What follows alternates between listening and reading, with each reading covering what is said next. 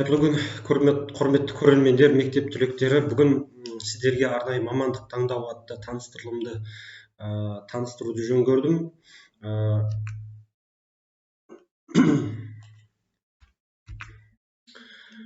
Бүгінгі презентацияда бейіндік пәндер қандай, гранттар саны қанша, гранттардың түрлері қандай, грантқа қанша балмен түсуге болады, мектеп түлектерінің қаншасы оқу орнына түскен, сол туралы ақпарат біле аласыздар.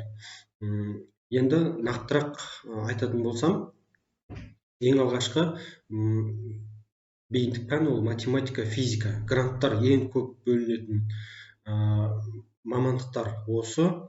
Бұл жерде 20-дан астам мамандықтардың тізімі көрсетілген.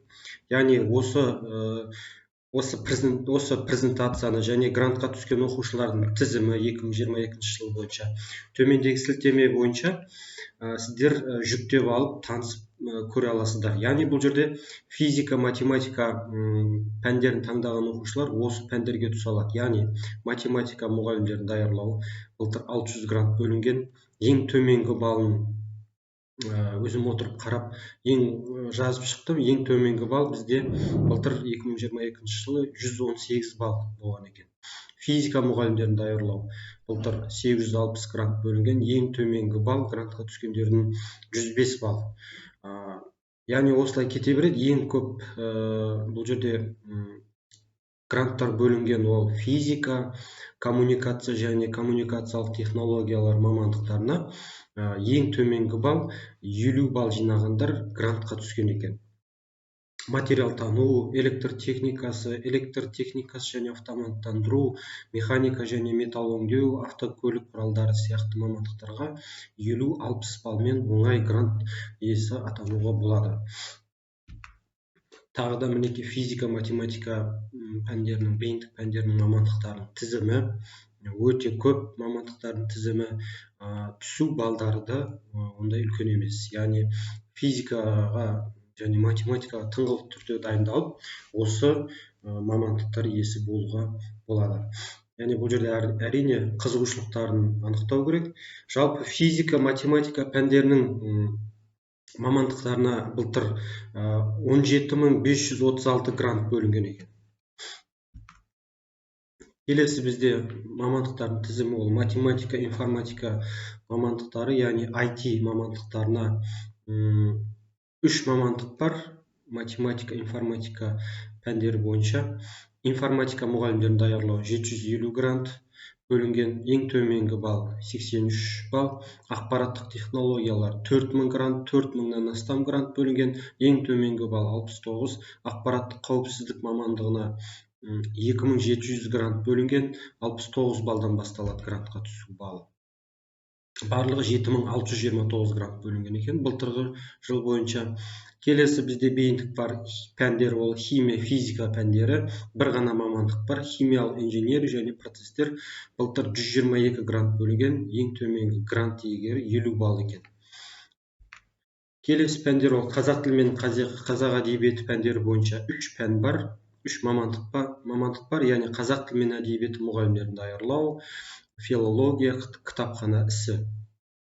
Орыс тілі мен орыс әдебиеті пәндері бойынша бір ғана мамандық бар, яғни орыс тілі мен әдебиеті мұғалімдерін даярлау. 680 грант бөлінген екен былтыр. Ең төменгі балл 80 баллмен грант иегесі атанған. Келесі бізде география, дүниежүзі тарихы пәндері бойынша мынандай мамандықтардың тізімі бар. Яғни география мұғалімдерін даярлау, гуманитарлық пәндер мұғалімдерін даярлау, философия, тарих. 100 балдан 100 балл жинау керек бұл грант иесі атану үшін осы мамандықтарын. Шет тілі география мамандықтары бойынша шет тілі география пәндері бойынша 2 мамандық бар. Туризм және мейрамхана ісі, жалпы 725 грант бөлінген. Дүниежүзі тарихы, құқық пәндері бойынша бір ғана мамандық ол құқық, 100 грант бөлінген. Ең төменгі балл 99 балл жинау қажет. Дүниежүзі тарихы, шет тілдері бейіндік пәндері бойынша шет тілі, аударма ісі, мәдениеттану, саясаттану, халықаралық қатынастар сияқты мамандықтардың тізімі бар. Яғни бұл жерде көріп отырғандарыңыздай балдар өте жоғары, 100+ балл жинау керек. Келесі бейіндік пәндердің тобына тоқталатын болсақ, география, математика пәндері, яғни бұл мамандықтар көбінесе экономикалық мамандықтар. Бұл жерде бәсекелестік өте жоғары. Мысалы қаржы, аудит, маркетинг сияқты мамандықтардың грант иесі атану үшін 100-110 балл жинау керек, 100-ден асу керек. Дегенмен көлік қызметтері, кадастр және жерге орналастыру сияқты, жер туралы ғылым сияқты мамандықтарға 97, 67, 69, 72 балдармен грант иесі атануға болады. Бірақ бұл былтырғы жылғы көрсеткіштер, биылғы жылы бұл балл сәл өсуі мүмкін 5-10%-ға.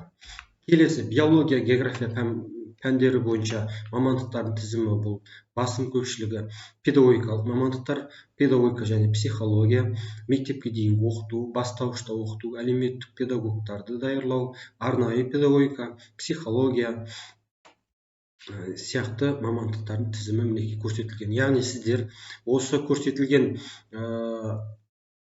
кестелердің барлығын жүктеп ала аласыздар. Мен төменге сілтемесін қоямын. Келесі бізде биология, химия мамандықтардың пәндерінің тізімі. Яғни бұл жерде мынандай мамандықтардың тізімі бар. Яғни басым көпшілігі медициналық мамандықтар, бәсекелестік өте жоғары. Дегенмен өсімдік шаруашылығы, мал шаруашылығы, балық шаруашылығы, ветеринария сияқты мамандықтарға 50, 60, 70 балмен оңай түсуге болады. Осы мамандықтардың ішінде ең жоғары көрсеткіші ол стоматология, 130 балдан аса жинау керек грант иегесі атану үшін. Жалпы химия, биология, бейіндік пәндері бойынша 9520 грант бөлінген екен. Келесі бізде шығармашылық емтихан бойынша тапсыратын мамандықтардың тізімі. Бұл жерде биыл Қазақстан тарихы бойынша 20 балл, оқу сауаттылығы бойынша 15 балл есептелінеді. Яғни шығармашылық емтиханды әр университет өзі шешеді, өзі тағайындайды. Енді қараңыздар, бұл жерде дене шынықтыру пән мұғалімдерін даярлау, музыка мұғалімдерін даярлау, орындаушылық өнер, театр өнері, хореография, аудиовизуалды құрылғылар және медиа өндіріс, бейнелеу өнері, сән, дизайн, дінтану, теология, журналистика, сәулет, көркем еңбек, сызу мұғалімдерін даярлау, режиссура, өнертану, дирижер, композиторлар сияқты мамандықтар дайындайды. Келесі бізде жалпы гранттардың түрлері мынандай. Жалпы грант деп аталады. Бірінші гранттың түрі, бұл жерде грант мамандыққа бөлінеді. Білім грантының басым бөлігі осы грантқа тиесілі, яғни шамамен 80% грант жалпы грант арқылы конкурс жүргізіледі. Келесі гранттың ол атаулы грант деп аталады. Нақты оқу орындарына арнайы бөлінетін гранттар. Бұл жерде бір шарт бар, университетті ауыстыруға болмайды. Келесі гранттың түрі ол әкімдік гранты. Оны облыстық бюджеттен бөлінетін грант облысқа қажетті мамандықтарға ғана бөледі. Ол үшін тамыз айында құжаттар қабылданып, тамыз айында әкімдік өзі шешеді. Бір ғана шарт бар, сол облыс аймағында жұмыс жасап беру қажет. Яғни бұл әкімдік грант жалпы гранттың нәтижесінен кейін жарияланатын грант. Келесі гранттың түрі ол ректор гранты. Әр университет өзі тағайындайтын грант. Талаптар әртүрлі болуы мүмкін.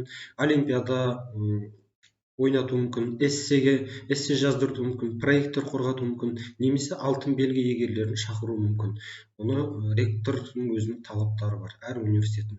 Келесі бізде көбісі біле бермейді, Серпін 2050 деген бағдарлама бойынша солтүстік, орталық, шығыс өңір оқу орындарына оңтүстік, батыс өңірлер түлектері тапсырылады. Яғни былтыр 5000 грант бөлінген, соның басым көпшілігі игерілмей қалған екен. Келесі бізде 2022 жылы бізде 125 мың түлек бітірген, соның 175 мың гранттың 155 мың түлек ұбт тапсырған, соның 80 мыңнан астамы шекті балл жинаған. 2021 жылы 148 мың түлек бітірсе, 2022 жылы 174 мың түлек бітірген, биыл шамамен 198-200 мың түлек бітіреді деген болжам бар. Яғни байқап отырсаңыздар, жылдан жылға мектеп бітіруші түлектердің саны 20-30 мыңға қосылып отырады. Яғни соған сәйкес 10 мыңдай грант осы жылы грант қосылуы мүмкін. Яғни мен айтып өткендей, мына